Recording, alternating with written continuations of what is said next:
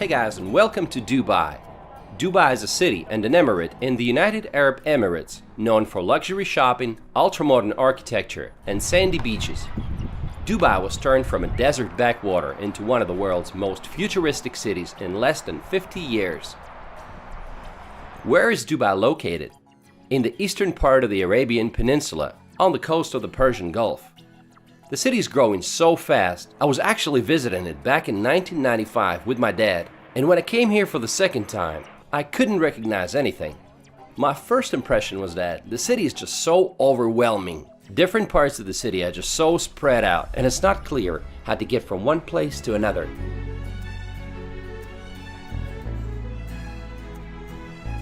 First of all, let's point out some cultural aspects. Although Dubai is the most liberal of the 7 emirates, it is still an Arab emirate, and much of its culture is influenced by Islam.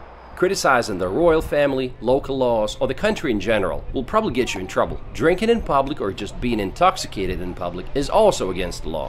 When visiting public places, you gotta follow a certain dress code. Make sure you cover your shoulders and knees. Also, no kissing or hugging in public. You will hear a call to the prayer 5 times a day, no matter where you are, outside, in a mall, or at a business meeting. Filming people is basically illegal. You gotta ask for their permission first. Coffee good? Very good. The population of the city is 3.3 million people, and every year it increases by 170,000 people. You might be surprised, but the locals, or Emiratis, only make up about 10% of the population. Looking at all the luxury of Dubai, it might seem that everyone must be pretty wealthy around here, which is often the case for locals and some high-skilled expatriates coming from countries like the US, UK, and Canada.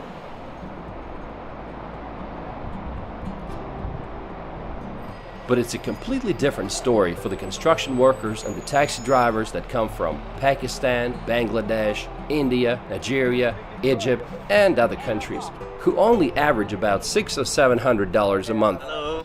Hi everyone. I'm Nazmul. I'm from Bangladesh. I'm in Dubai taxi. What's your name? My name is Sherif Muhammad. Where do you come from? Pakistan, Peshawar. Nice to meet you. Yeah. They don't live in fancy neighborhoods. Rather, they live in communities such as this one. They can't afford to bring their families over here. And sometimes several men have to share one room. They're here to make some money and send it back to their home country. I want to mention this guy. He's from Egypt. He saw us on the subway trying to figure out how to get to a certain place, and he came to our rescue. He took us all the way to the destination and then even stopped to buy us some cold drinks, which was very nice of him. None of those people had plans to stay here longer than they needed to, because UAE citizenship is almost impossible to obtain. Even if you're born here, it doesn't change anything unless one of your parents is an Emirati. Just imagine a situation, say a young couple that comes from Egypt comes to live and work in Dubai. They give birth to a child who grows up, gets their education here, gets a job afterwards, and continues living in Dubai, thinking that Dubai is their home. Then that person's working visa is not extended for whatever reason, and they're told, go home. Go home where, they ask. Go home to Egypt, where that person had never been in their lifetime. In Dubai, the number of men exceeds that of women by more than double. There's about 2.5 males for every female. Today, less than 5% of the Emirates' revenue comes from oil. Instead, the economy relies on trade, tourism, aviation, financial services, and real estate. Tourism is doing well. Dubai is the 4th most visited city in the world. The city had 15 million overnight visitors in 2016. But the real estate situation is another story. Those who want to invest in Dubai have to keep an eye on the market. Several years ago, Dubai already found itself in a difficult situation when it needed a $20 billion bailout from its oil-rich neighbor, Abu Dhabi, to escape a debt crisis caused by collapsing property prices. Since 2014, residential property prices have dropped by more than 15% and are still falling. The housing market remains oversupplied, and looking at all the ongoing projects, I get a feeling that it might stay this way for a while. At the same time, they're expecting the city population to double by 2027. Everyone's betting on Expo 2020 to turn things around, for which Dubai is ready to spend $8 billion on infrastructure. Dubai has always been an attractive place to run a business for yet another reason: zero taxes. But in 2018, the government implemented value-added tax VAT at a rate of 5%. Not too bad, but it's not zero anymore. Dubai is in the desert and it's hot. Summer days can be as hot as 50 Celsius or 122 Fahrenheit, and it's sunny throughout the year. It is hotter here than in Phoenix, Arizona, so you get the picture. Even the taxi drivers from Egypt that I talked to said that in the summertime it's hotter here than it is in Egypt. It's in the desert, so water supply is a major challenge. Close to 99% of potable drinking water in Dubai comes from desalination plants. Just imagine how many cubic meters of water they need every day for the city. In this part of the world, you know a city is wealthy when it has a lot of green parks and gardens and palm trees. You know Dubai is located in the desert, so it takes a lot of water to keep it all green and nice. Everywhere you will see some water systems and some hoses. Look at these flowers. There are hoses everywhere. And you can't have too much fur. And when it's 50 outside, I mean, you gotta keep it short, right? Dubai is not very walkable, so you'll have to be relying on public transportation to get you around. But most people just prefer to use taxis. Dubai is jam-packed with things that are designed to be the biggest or the most extravagant in the world. It has this attitude of nothing is impossible. The Burj Khalifa is the tallest building in the world. It's an 830-meter tall tower that dominates the skyscraper-filled skyline. By the way, Burj in Arabic means a building. While without a doubt it's a true masterpiece, it might be just a little bit of an overrated site for tourists. Do you really want to waste 2 or 3 hours in line just to see the city from above? I decided to pass on the idea because you can admire the building from outside for free. But did you know they're already building a taller building? It's called Dubai Creek Tower, and it will be at least 100 meters taller than Burj Khalifa. Dubai has the world's largest flower garden, Dubai Miracle Garden. The garden has a total of 45 million flowers. So nice to find yourself in this beautiful area and take a break from the busy city.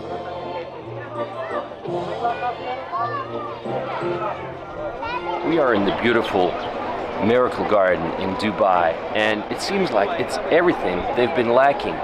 All the greenery and all the different kinds of flowers. Dubai is basically a desert, and over here you feel like you're in Thailand, and it's just a wonderful place, and you should definitely visit that if you're in Dubai.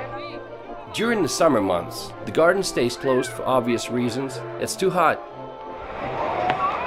Oh, sorry about that. Man, sorry, I didn't see that, kid.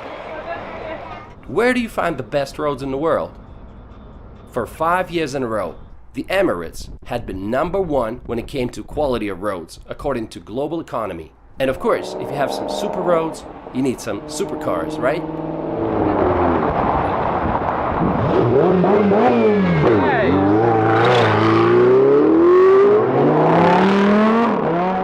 They have bus stops with air conditioning. They call them air-conditioned bus shelters, and there's more than 1,000 of them right now in the city.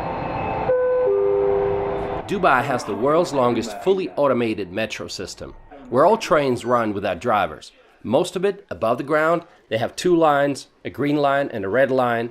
The red line goes along the main Dubai street, Sheikh Zayed Highway. There are 3 different classes of service: silver class, women and children only, and gold class. A ticket to the gold class is 2 times more expensive than usual. The best thing about it is it doesn't get crowded during rush hours. Public transportation in Dubai is pretty convenient, and the best way is to get a note card, which is good for subway, it's good for bus. The only thing it's not good for is monorail, which you have to pay separately. Dubai is also known for one of the most ambitious engineering structures of our time: an artificial palm tree archipelago, Palm Jumeirah, which added nearly 50 miles to the coastline. We are on the famous artificial island, the Palm. And over there you see the wave breaker, which goes around the island and it protects it from strong winds and strong waves up to 4 meters high. Atlantis de Palm is a luxury hotel resort located at the apex of the Palm Jumeirah. Among other things, it has Aquaventure Water Park and the Lost Chambers Aquarium that is home to 65,000 marine animals. Hi, where you guys from? From Sweden. Hello, Russia. Welcome to Dubai. Thank you. Okay, bye-bye. Bye. There's another Atlantis on the way. It's a $1.4 billion Royal Atlantis that is expected to be opened in 2020. You can travel the Palm Island on monorail, which is an entertainment by itself. There are many means of transportation in Dubai, and one of them is monorail. The ticket is very pricey. It's $5.5 one way. So let's take a look at what it's like on the inside.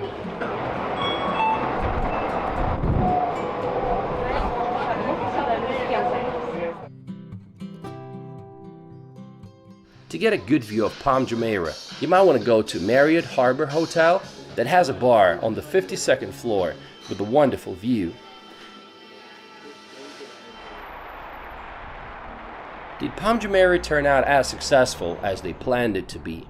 Well, not really. Instead of an exclusive private enclave, you got a generic copy of American suburbia. The houses are standing side by side at 3 times the original planned density.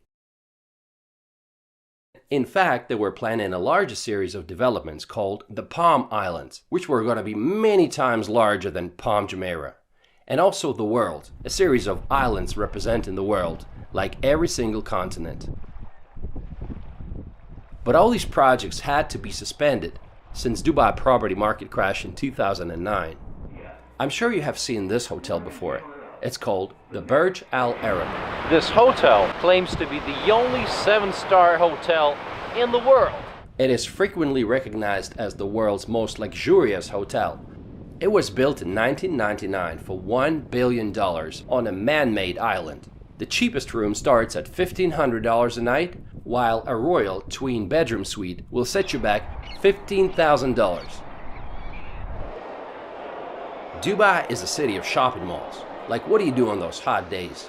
People go to the malls to escape from the heat. The Mall of the Emirates is one of the largest malls here. It's got Ski Dubai, an indoor ski resort with 5 ski tracks and a snow park. You can also visit an ice cave and go sledding. Can you believe that? Yes, right in the mall you can go skiing, in one of the hottest places on the planet. Another mall is the Dubai Mall. Today it's the 2nd largest mall in the world, but it used to be the largest. If you like exotic cars, then in front of the Dubai Mall there's always something to look at. It's a bustling entertainment center with mesmerizing sights and attractions, often viewed by most Emiratis as the ultimate shopping destination in the city. Let's look at some things that you can see inside the mall. The Human Waterfalls. One of the finest artificial waterfalls that I've ever seen. There's also an aquarium, one of the largest in the world in fact, 2.6 million gallons of water. Outside they have a fountain show, which always gets crowds and crowds of people. You can actually take a boat ride or go walking around the periphery of the lake and view all the shops and the restaurants. These lovely people from India that were traveling with me in that boat wanted me to film them and their baby, so their wish is granted. There are 65 malls altogether in the city, and each one of them is trying to be unique in some way. Take a look at this one. It's called Wafi Mall, and it's styled after ancient Egypt. Honestly, I'm not a big fan of shopping, and I easily get tired of huge malls. What can you do outside of the city? Dune bashing. Dubai lies directly within the Arabian desert, so you can go dune bashing in a 4x4. Most often, it's a Toyota Land Cruiser or a Nissan Patrol. My family certainly enjoyed it. It was like riding a roller coaster, and I asked the driver how many times he flipped the car in his life. He said none, so this made me feel more comfortable. Wow.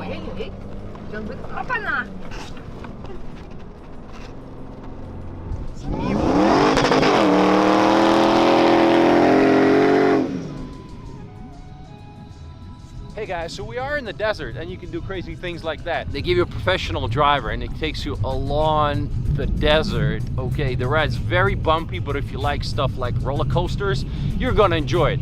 And on top of that, you can ride a camel if you want some nice pictures. But we're about to have some dinner, so let's go do it. There are other things to do in the desert like snowboarding on a sand dune, riding an ATV, and so much more. Well, I have zero experience, so I want you to see me fall. It's not even riding. Okay, I'll give it a try. Okay, guys. Chicken. Then they offer you a dinner and a show with dances and performances. Just to give you the scale, we had 700 people that night, and our driver said that there are altogether about 20 companies doing that in the city. Even in the desert, you can meet some awesome people from around the world. So, where are you from? I'm Swiss. I'm Canadian. You're Canadian? Yeah. But you said you live here. I do. Oh, okay. So, is it work related? Yeah. Oh, cool. And you're just visiting? Yeah, I've been here for a week now. So what have you guys done for fun? Like, What did we do the first day? We went to the Mall of Dubai. We went to the top of the Burj Khalifa. Miracle Garden.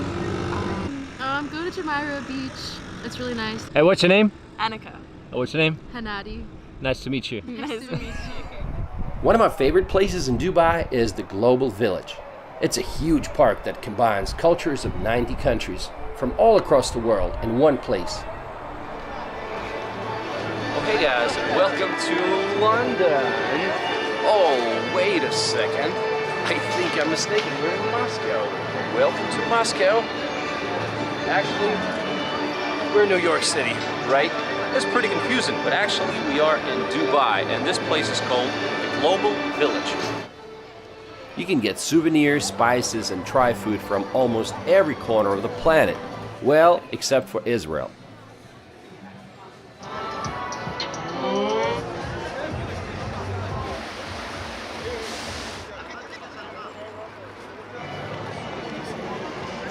They got temples of Thailand, Forbidden City of Beijing, the Eiffel Tower, and so much more. And they also have different shows during the night. Like they have this monster stunt show 3 times a night with cars and motorbikes, and you can enjoy some incredible performances, fight scenes, drifting, stunt bikers, and they even had a tank. Those who love amusement parks are really going to enjoy Dubai because it has a cluster of theme parks and water parks like Legoland, Bollywood, and Motion Gate, and others. Let's take a look at some different parts of the city. Deira is Dubai's old financial district. It sits on the east bank of Dubai Creek. At one point, it played a vital role in the economic development of the city. Today, Deira is a bustling commercial residential district with some old markets, including some specializing in spices and gold. The most recognized landmark is Deira's Clock Tower. Then you have downtown Dubai with Burj Khalifa and endless skyscrapers. Sheikh Zayed Highway is the longest street in Dubai. It gives the full feeling that you are in the city of the future. On both sides of the road there are numerous skyscrapers that seem to compete in height and originality. Look at this structure looming over the city's financial district. It's called the Museum of the Future. It will be open just before the World Expo starts in October 2020.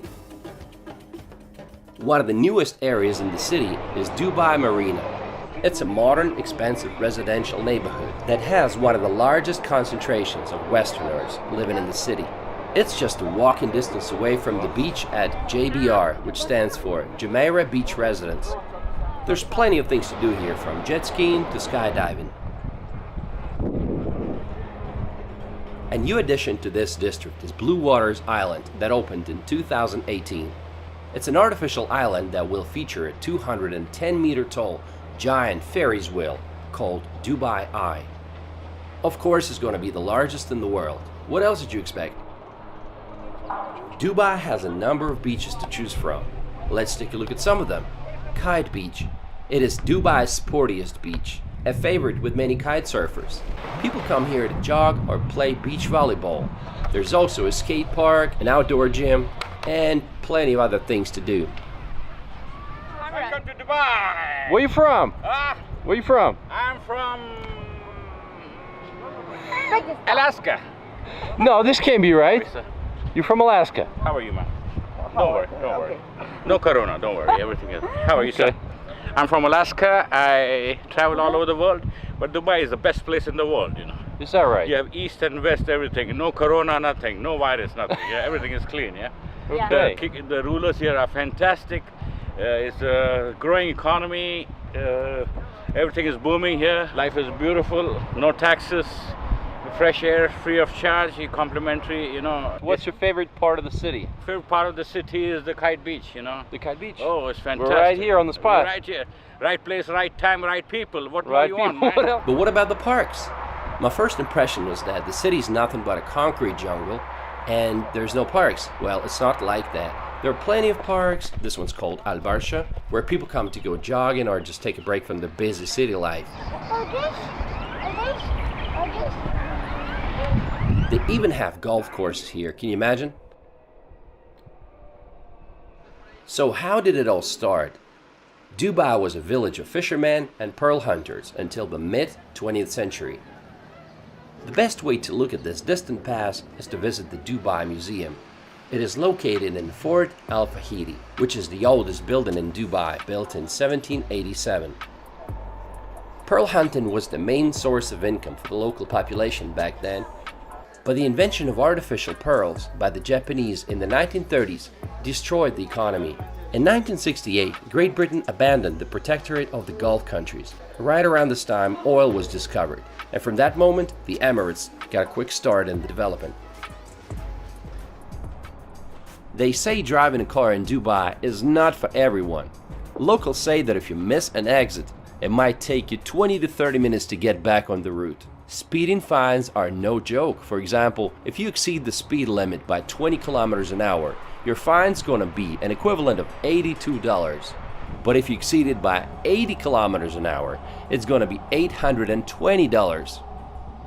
Once, a British tourist got stuck in Dubai after racking up $45,000 in speeding tickets in a rented Lamborghini.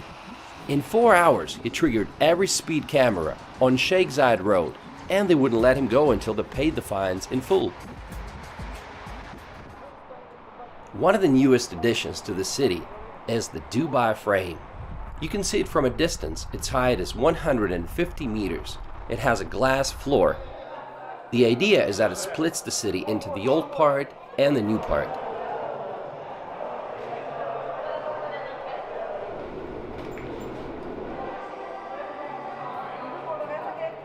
What's it like for the locals to live here? Emiratis, like I said, make up only 10 to 15% of the population. They get plenty of perks from the government, like $20,000 or more as a wedding present. Polygamy is allowed, so you can have more than one wife. There's an Arab joke about this. If you have one wife, she will fight with you. If you have two wives, they will fight for you. Recently, they introduced mandatory military service, so now Emirati men who have finished secondary school and aged between 18 and 30 will have to serve a year and 4 months. Did you know they have a Ministry of Happiness here? Sheikh Mohammed, who is Vice President and Prime Minister of the country and ruler of the Emirate of Dubai, said that he is not going to tolerate poor government services, and he declared that he would remove staff and officials who are not performing well. He's also known to visit government departments when they least expect him. One time he was visiting Dubai municipality, and he was surprised to find directors and senior officials not present at their workplace during his visit. They say Dubai has a development plan until the year 2070. That's impressive, but is it a comfortable city for foreigners? While salaries are competitive, they say that one of the biggest challenges here is to build a circle of friends. People come and go all the time, and to make friends with the locals is not that simple. Some people say that Dubai doesn't make them feel like they belong there. Some people told me that in Singapore, after work, you go drinking beer with the locals. But in Dubai, it's just not happening. There's internet censorship, and voice calls on Skype and WhatsApp are restricted. Be careful what you post on social media. There's been cases when foreigners got in trouble after posting something negative about Dubai on Instagram or Twitter. What about women's rights? While I'm not a big expert, but how do you explain numerous attempts of members of the royal family to flee the country? Just read about Princess Latifah, who tried to flee but got caught, and she hasn't been seen since March 2018. On the bright side, there's definitely been some progress.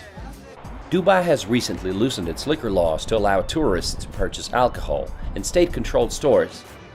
They ended prison sentences for loan defaulters. Before, if you were late with payments, you could be sentenced to jail for up to 3 years. Now you just get a fine instead of jail time. The city is very safe, and that's despite the fact that it has millions of visitors from all over.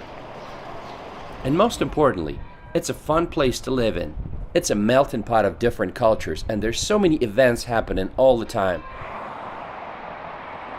To me, Dubai is like the amusement park of the planet, where the most daring ideas are implemented. Some of them succeed and some fail, but everybody wants to come here and see it for themselves. And you can't help but admire the determination of Dubai to be moving forward. And I want to end this video with a quote from Sheikh Mohammed. "The race for excellence has no finish line.